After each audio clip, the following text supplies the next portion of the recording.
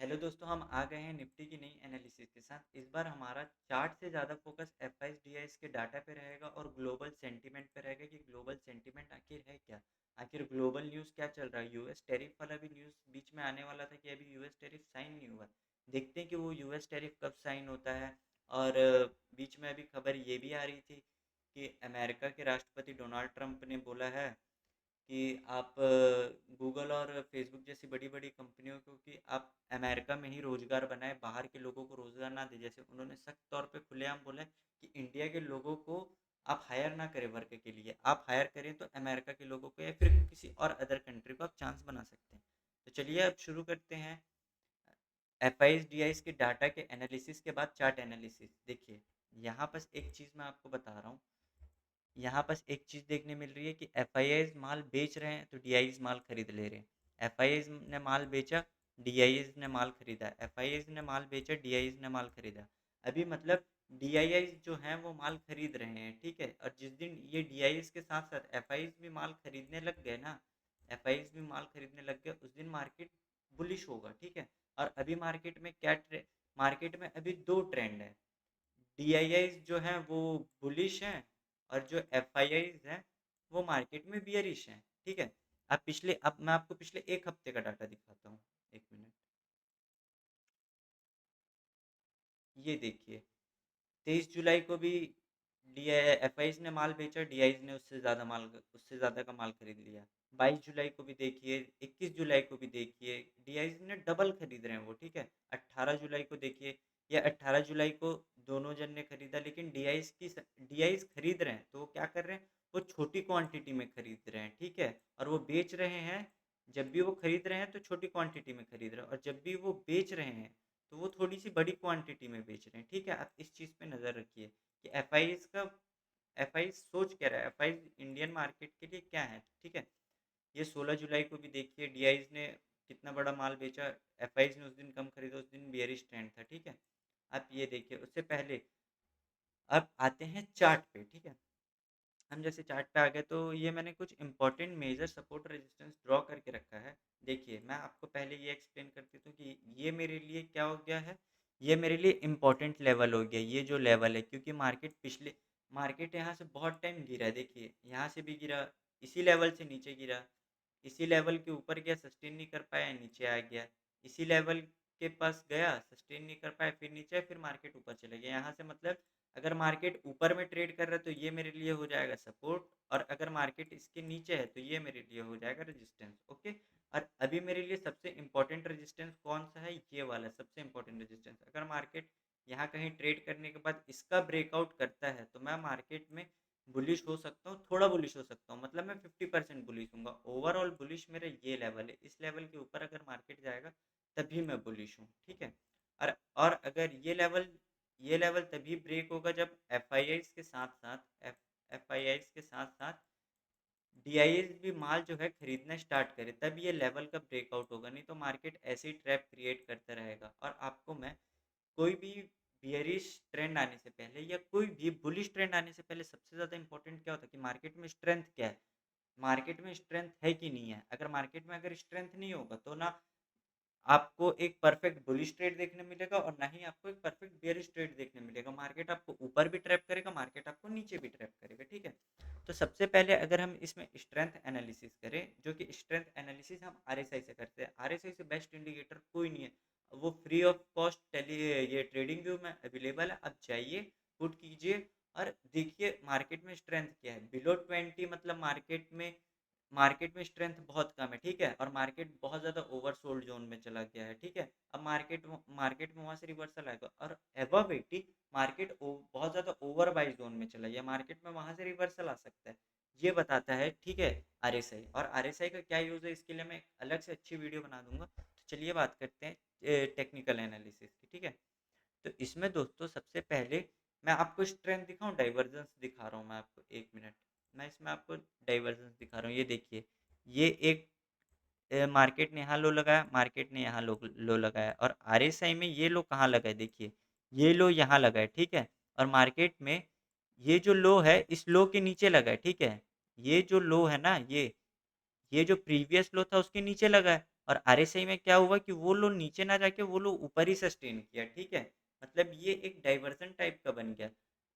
Price नीचे आ रहा है लेकिन स्ट्रेंथ ऊपर जा रहा है। एक मिनट आपको और अच्छे से समझा रहा हूँ बना के। ये देखिए यहाँ क्या हो रहा है, प्राइस नीचे आ रहा है, ठीक है? और स्ट्रेंथ में देखिए, आरएसआई में देखिए प्राइस स्ट्रेंथ ऊपर जा रहा है, ठीक है? स्ट्रेंथ ऊपर जा रहा है। मैं इसको बड़ा कर देता हूँ थोड़ा सा, अब आपको अच्छे से दिखेगा शायद। ये देखिए यहाँ पर क्या हो रहा है कि भले प्राइस नीचे आ रहा है, ठीक है? मतलब यहाँ पर जितने सेलर्स बैठे हैं ना, वो सेलर्स की क्वांटिटी कम है और वो छोटे लॉट में बैठे हैं, छोटे लॉट में बैठे हैं, ठीक है? वो हैवी पोजीशन डाल के नहीं बैठे हैं। उनकी पोजीशन क्या है, उनकी पोजीशन बहुत ज़्यादा छोटी है, ठीक है? और हैवी पोजीशन जब रहता है, देखिए यहाँ पर कितने सेलर्स आए थे, मार्केट बहुत ज़्यादा ओवर सोल्ड जोन में चला गया था, ठीक है? मार्केट में एक छोटा सा रिवर्सल आया, फिर ब्रेकडाउन आ गया, ठीक है? और मैंने और आपको एक चीज़ और बता रहा हूँ, ठीक है?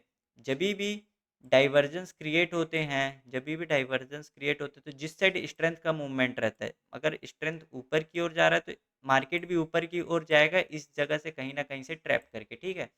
पिछले वीक भी मार्केट ने यही सेम टू सेम चीज़ किया था। मैं आपको समझाता हूँ कि कैसे किया था। ये देखिए, पिछले वीक का चार्ट, ये है पिछले वीक का चार्ट, ये देखिए। यहाँ पर प्राइस नीचे आ रहा था, ठीक है? ये देखिए। यहाँ बस प्राइस नीचे आ रहा था लेकिन यहाँ क्या हो रहा था, प्राइस अपोजिट कर रहा था, ये प्राइस ऊपर जा रहा था, स्ट्रेंथ ऊपर जा रहा था, ठीक है? ये देखिए यहाँ क्या हो रहा था, प्राइस नीचे आ रहा था, ठीक है? यहाँ भी प्राइस नीचे आया और ये जो लो बना, इस लो के नीचे बना, ठीक है? इस लो के नीचे बना, लेकिन क्या यहाँ लो उसके नीचे बना? नहीं बना। ये क्या हुआ, डाइवर्जेंस क्रिएट हो गया, बुलिश डाइवर्जेंस हम इसको बोलते हैं। फिर क्या हुआ, प्राइस सर्टेन एक अप मूव दे दिया था। ये मैंने अपने पिछले एनालिसिस में डाला, तो शॉर्ट में आप जाके देख सकते हैं। और जब मार्केट यहाँ कहीं ट्रेड कर रहा था, जब मार्केट यहाँ ट्रेड कर रहा था, वहाँ पर भी मैंने बताया था कि आपको कोई भी ट्रेड करने की आप ना कोई भी बुलिश ट्रेड मत लीजिएगा। अब बुलिश ट्रेड क्यों मत लीजिएगा? क्योंकि देखिए ये एक ट्रेंड लाइन का ब्रेकडाउन आया, ब्रेकडाउन देने के बाद क्या पता ये रीटेस्ट हो जाए, ठीक है? और यहाँ पर देखिए ये जो प्रीवियस हाई है, प्रीवियस हाई से मैंने प्रीवियस लो कनेक्ट किया। अगर मार्केट धीरे-धीरे बुलिश हो रहा था, तो मैं क्या सोचूँगा कि मार्केट बुलिश होगा, ठीक है? तो अभी मार्केट कहाँ ट्रेड कर रहा था उस टाइम? इस ज़ोन में 0.5 0.6 के ज़ोन में ट्रेड कर रहा था। मैंने साफ-साफ बोला था कि जब तक मार्केट इसके ऊपर सस्टेन करके बुलिश ना हो, तब तक कोई ट्रेड मत करना। यहाँ पर मार्केट खुला और धड़ाम से 2 दिनों में इतना ज़्यादा बियरिश हो गया, ठीक? और दूसरी बात, अब बात कर लेते हैं नेक्स्ट वीक के सिनेरियो के बारे में। तो जो सिनेरियो पिछले पिछले वीक क्रिएट हुआ था, वो सिनेरियो इस वीक भी क्रिएट हो रहा है। क्या पता इस बार मार्केट अपने लोअर लेवल पे सस्टेन करे और फिर उसके बाद बुलिश हो जाए, ठीक है? नहीं तो मार्केट कल यहाँ गैप अप खुले, यहाँ सस्टेन करने के बाद ऊपर जाएगा। लेकिन जैसे भी जाए, हमारे लिए इम्पोर्टेंट लेवल बुलिश होने के लिए शॉर्ट टर्म में ये रहेगा। जब तक इस वीक में मार्केट इसके ऊपर सस्टेन नहीं करता, तब तक ऊपर नहीं जाएगा मार्केट, ओके?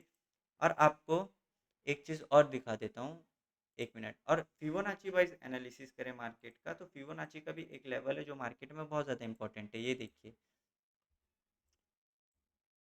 1 मिनट। ये जो लेवल है फिबोनाची का, ये देखिए, ये मेरे लिए लो हो गया और ये मेरे लिए हाई हो गया। हाई मेरे लिए क्या हो गया, मैं आपको दिखाता हूँ। हाँ, ये मेरे लिए हाई हो गया। मैं फिबोनाची को थोड़ा-सा एक्सपेंड कर देता हूँ, ठीक है?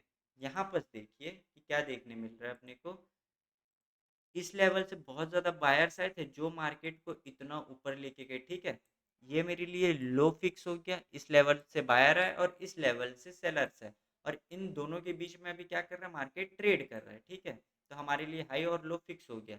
अब देखिए, मैंने फिबोनाची इस लो से यहाँ कनेक्ट किया, तो क्या देखने मिल रहा है कि 0.5 0.6 का मेरे को ब्रेकडाउन देखने मिल रहा है। नीचे की ओर मुझे ब्रेकडाउन देखने मिल रहा है, ठीक है?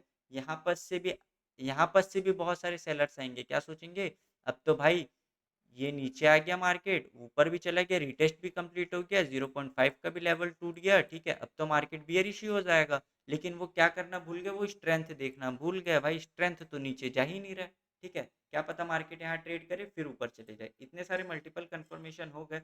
अगर मार्केट को बियरिश ही होना है, मैं आपको बताता हूँ, अगर मार्केट को बियरिश होना है, मार्केट को बियरिश होना है तो मार्केट अपने इस लेवल को तोड़े, अपने इस लोअर लेवल को तोड़े, जो कि लेवल है 24,750 का लेवल को तोड़ेगा। जब तक निफ्टी नहीं तोड़ेगा 24,750 का लेवल, निफ्टी में कोई भी बियरिश ट्रेड लेने का ना सोचिएगा, ठीक है।